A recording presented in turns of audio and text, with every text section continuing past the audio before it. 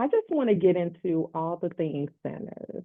Like, what was it ultimately like once you came across the role and the script and had those conversations, I'm sure, with Ryan Coogler, that truly like locked you in and intrigued you most about this film? It happened from the first time that I read the script, and feeling that I had an understanding of what Ryan was going for as a storyteller. And we had a couple of email exchanges, and he confirmed what I told him I was seeing in the story.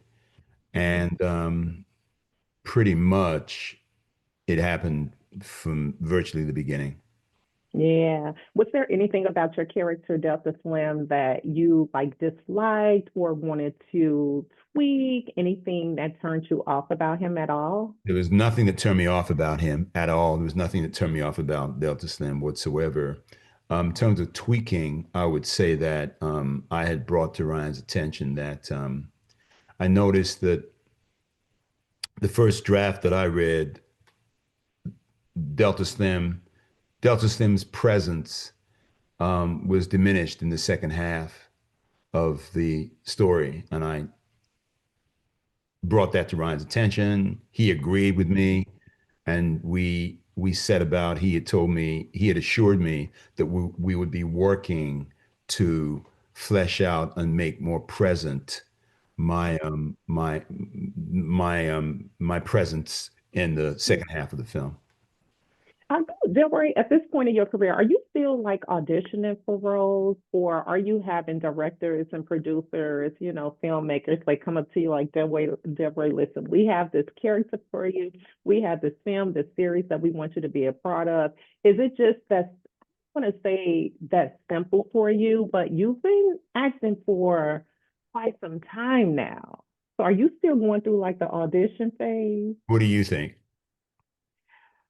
Oh, I want to say, I really want to say no, but I want to also say I feel like maybe it depends on who the filmmaker and who those producers are behind the scenes. But I don't think you are. Go with that one. Okay, I can go with that one. Question for you. If you were a filmmaker and you wanted me to be in your film, what would you do? I would I would create a character centered around you. And I would literally offer you the role. I would make sure that it measures up and it aligns with, whatever so phase of your career you're like living in. And I would pitch it to you. That's what I would do. So when you become a filmmaker, I'm gonna hold you to that, okay? Okay. Hold me to it. Now, I'll probably never become a filmmaker, but you can hold me to it. Don't worry about it. So talk to me about this emotional connection that I'm going to assume you had with the music going on throughout this film. Like, what did that emotional connection with the music, the jazz and the blues look like for you personally? Because the music is so fundamental to the telling of this story, and I would actually say elemental to the telling of this Mm, story. Obviously, it was important for me to be part of that journey. And yeah. so I made it my business to expose myself to certain artists, Muddy Waters, Son House, Howlin' Wolf. Uh, Mm. I have a list here. Ike Turner, Oh, who was well, that was interesting because Ike, many of us have a certain impression of Ike Turner based yeah, on his relationship with Tina, but in actuality, he was a musical genius. absolutely. Yeah, yeah, and so he was part of the one of the artists that I sought out and listened to the music, YouTube footage of all these guys talking about themselves, about their work, about their lives, in addition to listening to their music. Mm-hmm. That on top of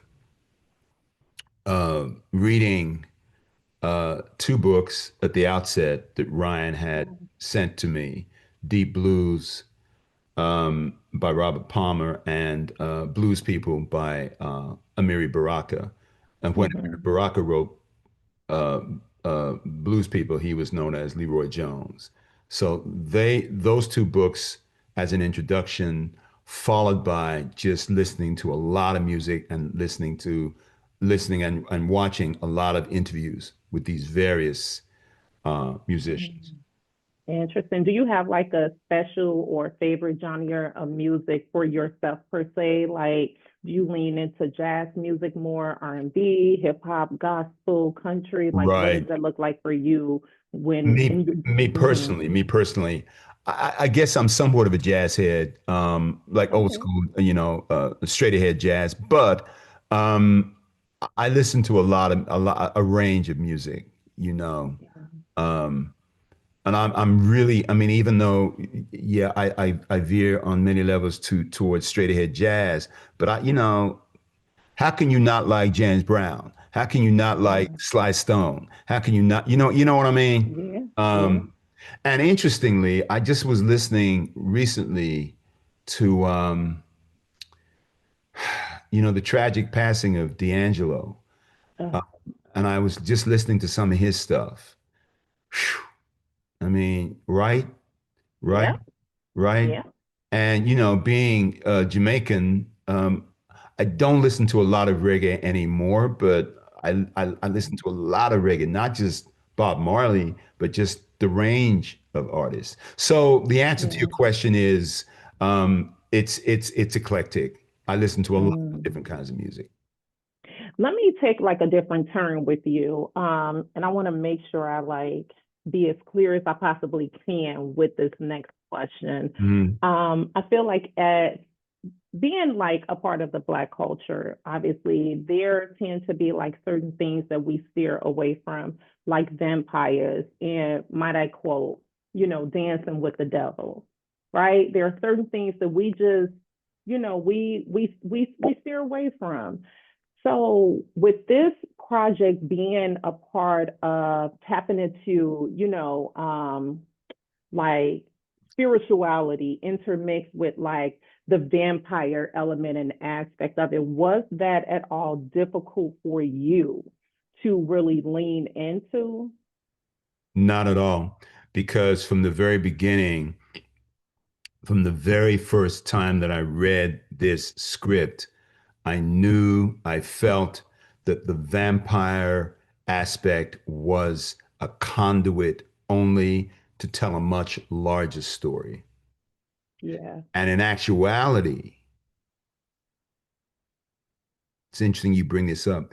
If you look at the manner in which the community in the film is presented Mm-hmm. before the vampires show up, what you're seeing is a vibrant, spiritually vibrant community, Mm-hmm. hardworking. Think about um, uh,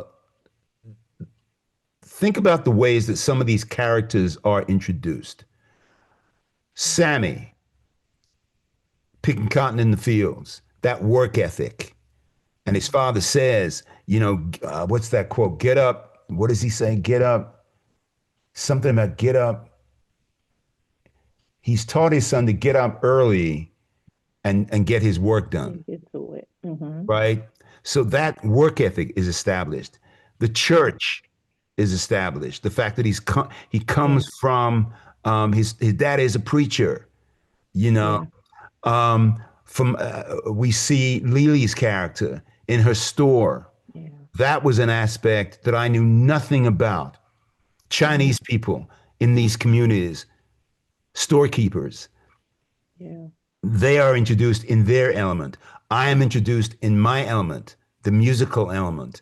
Yeah. So all of these introductions to the various characters, Smoke and Stack, right? We can't forget about Smoke and Stack. We're all Right. introduced in our various elements, and all of the characters are vibrant. Even myself, being an alcoholic it's very clear. Mhm. I hope it is very clearly and quickly um, presented to the audience why I'm self-medicating. Yeah. You know, the fact of seeing my friend get lynched in the way that he was lynched. So um, all of these things were present, and even though in reading the script for the first time, I was not identifying everything that I just articulated to you. What I was identifying, what I did identify, was a vibrant, self-sustaining community. Yeah. That is what gets infiltrated. And please excuse my French. That's when the shit hits the fan. Yeah. This is When these true. when these outside forces Mm-hmm. infiltrate, and those components, for me, make Sinners a very contemporary story. Yeah. Yeah. What do you think, Delroy, it is that Ryan Coogler, because you've worked with him in the past, if I'm not mistaken, Creed was that project. No, Did no, you, no, no, no. it One time, wasn't? this was This was the one time? this was the one time. What do you think it is about his, I don't want to say like his work ethic, but his approach when it comes to television and film? And I think also like where Hollywood is today, like how do you feel about what he's bringing to the table as a filmmaker and as a, behind the scenes expert? He's investigating, as far as I can tell, he's investigating our humanity. He's finding stories that present aspects of our humanity. And when I say Yeah. humanity, the complexity of our humanity, finding Mm-hmm. stories to present us um, to audiences in all of our complexity. Yeah. That's, I think, a fundamental part of what he does. And he has a vision. I Yeah. believe he has a vision for how he wants to approach telling those stories. Yeah. Has there ever been a time like over the trajectory of your career where you have like read a script or a character has been presented to you and after reading it, you said to yourself, oh no, I can't be a part of that. I can't Yes, sign up for that. yes, Really? yeah, sure. I mean, there are a few times when they were not for me. The projects were not for me. What I'm type not of going to story? identify them, but yes, I they're didn't think I didn't think you would. But like what type of stories align with where you are right anything. now as an actor? It's not right now. It's been from the beginning, and it's Mm, any projects that will give me the opportunity to present or give me an opportunity to work on presenting um, um, a multi-dimensional human being yeah. that somehow informs, and this is going to sound really highfalutin, but somehow informs the human condition. Any stories that when the audience comes into the movie theater, they see the work, and when they leave the movie theater, Mhm. they've either learned something or their opinion about something has shifted and been changed. Any projects that have that potential, that give me the potential beyond to tell those kinds of stories, that's what interests me. Mm. And I'm going to assume like every role that you've taken on, and this may be a ridiculous question, but you never know what the answer is, right? You are pulling away like something that you have learned from either that character, that storyline, or that, That's abs- yeah. that's absolutely true. They How all are you built? How are you continuing to like build those things that you pull from the various projects that you work on into bettering yourself as an actor? if you think about the magnitude, if you think about the magnitude of humanity, Mhm. and you think about all the various components of what it means to be a human being, um, I'd like to believe that any work that I do, if I can shed some light on that, on the prospect, that's not the word. If I can shed some light on the condition of being a human Mhm. being, Yeah. I will learn from that. Audiences will learn from that. And in that process, hopefully I am continuing to progress as a human being and as an actor. And I think as Delroy, right? Like when you're not on a television screen, how are you and how have you been able to manage and sustain being so well grounded in this industry in Hollywood? Listen, I'm a journalist and I have seen how easy it is for people to lose themselves. Obviously, media and entertainment is so ever changing. Like they'll chew you up and spit you out like a piece of bubble gum. How are you? Understanding that, understanding what you just said, you are liable to get eaten up, chewed up, and spat out like a piece of bubblegum. Understanding that that can happen to any of us. None of us are immune from that. I think in my own personal case, the fact that I've never lived in Los Angeles. Where are you? Where are you right now? I am in right now. I'm in Chicago, but I live in LA. Okay. Yeah, I live I've in I've LA. I've never lived there. I've chosen not Ooh. to live there. And you know what I do? I go to the post office and I pick up my mail and I put out the trash on Wednesday night when I'm supposed to. My son is now 24 years old, but I raised my son. We raised our son. I took him to school. I did all of those regular things. Uh, Mm. I want to believe that that has helped me to remain grounded. I really hope you answer this question. I kind of really need you to answer this question, Delroy. Why did you opt out of moving and living in LA? Oh, I'm just so because I curious. felt like the obsession Yeah. of the town would not be a good mix with my own personal obsession, if that makes Mm. sense. You know, LA is clearly a company town. And, you know, me being obsessed about work, I just felt that that mix would just Mm. not be good for me. That's all. It's that simple. I don't mind working in Los Angeles at all. But it just was not a town that I felt would be good for me to live in. Mm. I don't know why I feel like that's so wise. And I love LA. I absolutely love LA, but I But feel, that's it. You know, I mean, it different strokes for different folk, right? I mean, you love yeah. LA, it works for you. I apparently it works for you. I felt from the time a young actor, Mm. you know, when I graduated from acting school and I chose to go to New York, not Los Angeles, I just felt that it's very attractive. Uh, and there are lots of attractive things in Los Mm. Angeles, but I didn't ever want to run the risk that I would get caught up in that. And as you said, lose myself. Absolutely. I understand that. And I think I really, not that you care, but I respect the fact that you acknowledge that so early on because, you can love a place, but also understand like this place will swallow you up. But Right, nevertheless, because right, LA will like literally suck you dry, like literally. right. Are there at this point, because I know we have to Hold get on a ready, second. You recognize that about Los Angeles. I mean, you've made these comments. 1000%. It will swallow you up. It will suck you dry. It will eat you like a piece of gum and spit you out. You understand that, but yet you still live there and enjoy living there. So apparently you have, is that not true? I mean, you've made peace with that.